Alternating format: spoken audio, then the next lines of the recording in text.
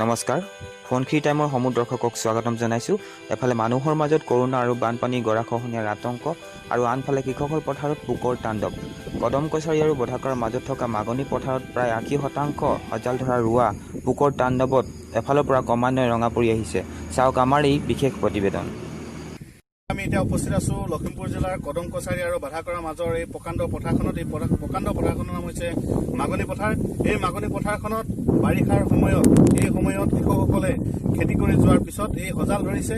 এই সজাল ধৰাৰ পিছত আমি দেখা পাইছো যে গোটেই ৰোৱাবোৰ ইতিমধ্যে পোকে খাইছে, ৰঙা হৈ গৈছে।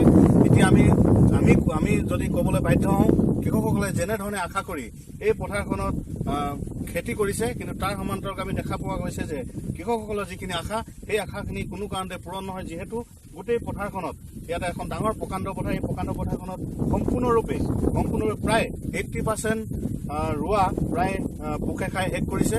গতিকে আমি যিখিনি আমি ভাবিছিলোঁ যে কৃষকসকলে যেনেধৰণে এটা সকাহ পাব, কিন্তু সেইটো কোনো কাৰণতে ইয়াতে হৈ নুঠে।